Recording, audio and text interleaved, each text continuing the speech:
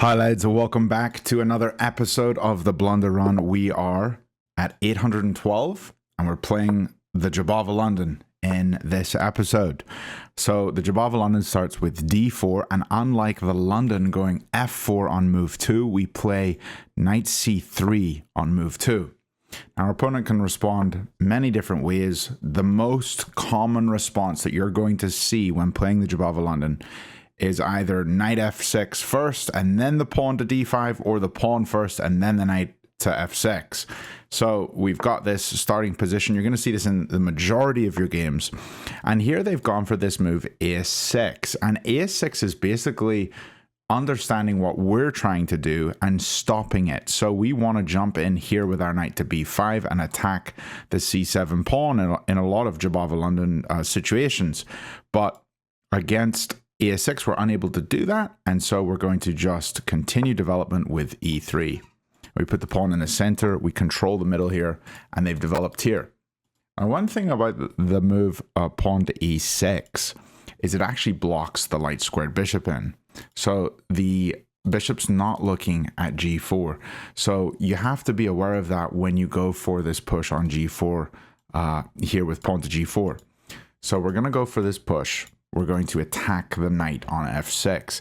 Okay, he's playing actually like all the top moves here, pinning our knight to the king. This is kind of annoying, but it's just what it is. We're going to try to continue our development and not be so stressed about the doubling of these pawns. We're going to put our queen on f3. Now, what is he thinking? Probably going to jump the knight into e4 and put pressure on the pinned piece. So two pieces attacking this knight. We only have one defender, so we need to make sure we defend it again. So knight to e2 is now defending that knight a second time. We can't let this be attacked twice, because otherwise he'll just take, we'll take, he'll take, and he'll hit our king and he'll hit our rook. So we do have to be very aware of that. Now he has castled. I would love to be able to capture this knight on e4, but I can't do it yet because I'm pinned. So I really need to just get rid of this bishop here. So one way to do that would be to kick it a3, and then he takes, we take, he takes, we take. Or we could castle, and then he maybe takes, we recapture. I think castling here is totally fine. If he wants to try and double these pawns, I can always take back and hide the king on d2. This is going to be totally fine for us. This looks like it's exactly what's going to happen. Our king's going to come to d2. And these pawns here are going to shield our king. We're going to be totally fine hiding behind these. So now we want to look at where our opponent's king is. He's castled here, and we have a lot of pieces that we can start throwing up the board at this king. How do we want to start?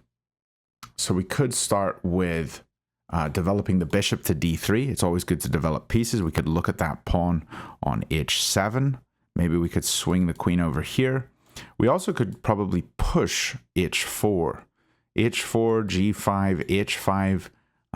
You know, we're just going to try and push these pawns up the board and maybe swing the rook over to g1. I think right now I'm leaning towards this move. He might want to throw in a check here, and we can just hide on d2. And yes, we lose this pawn, but we really don't care. We don't need that pawn. We're not really too afraid of any attack here, and the rooks are both going to be lined up here, and we're going to go for checkmate. So I think just put the bishop here on d3. This looks totally fine. He's checked. We just move over. He probably takes here. And we also can capture the pawn here on c7 if we really are worried about material. But I don't really think we need to be worried about material. I think it's better that we just attack like crazy. Now, what about queen h3? He probably pushes the pawn. We capture, we capture here. And how's he going to stop checkmate? I mean, a bishop for two pawns, I kind of think that's worth it. Checkmate looks really good, so he has to block this.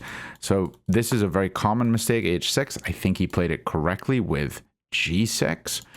But now I'm wondering, can we invade on the dark squares? The dark squares are all weak because his pawns are on light squares. So I think queen h6 looks kind of good here. And maybe what we can do is lift a rook to help attack. This move seems very, very bad. This seems very bad.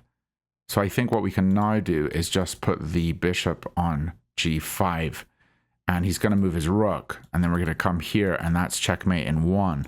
If he's smart, he'll block with the pawn, so when I capture, he can actually defend with the rook. Going here, he can still go for this, but yeah, I mean, this just looks very, very simple. Okay, he's moved back, and how does he stop checkmate now? So these dark squares were so weak, he didn't protect them properly. So I don't think it's possible for him to stop us. I mean, he can take this pawn on c2 with check. We're going to just recapture, but yeah, resignation makes sense because it's going to be a forced checkmate in probably 2 moves. Let's jump into the review and see how we did. Okay, the review says we played with a 90.5% accuracy. The game was fairly even until it wasn't. So let's just flick through and see. We had 1 inaccuracy in the game.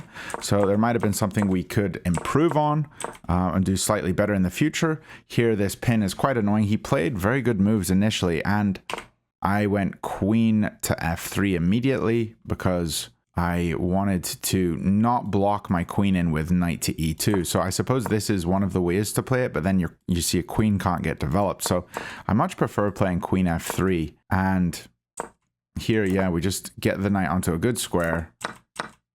And a lot of trades happen. And king here, he takes, and this is a big mistake because now we can threaten checkmate. So queen h3, we're threatening checkmate. He has to defend. I suppose going rook a1 was slightly more accurate, but here was our only inaccuracy. So actually it was worse for us to go bishop g5 because he could have defended with this move. And yes, I can take, but now his queen can come back, and I suppose he's able to defend well. So if he had found queen a3, yeah, maybe there's some defense there, but I am just winning the game regardless. But this was more accurate because he has to block. And then we go here, and then I suppose he defends with the rook. And yeah, I'm not as big of a fan of this. I mean, the engine's saying it's slightly more accurate and better for us, but I don't think we really made any mistakes in that game. So I hope you enjoyed. Hope you start to improve at the Jobava London. We are climbing. We're going to be at 900 rating very soon. If you like these episodes where I'm explaining more, where I'm talking about my thought process, do check out the Patreon because there's several more of these on there for free. Thanks so much. See you guys very soon.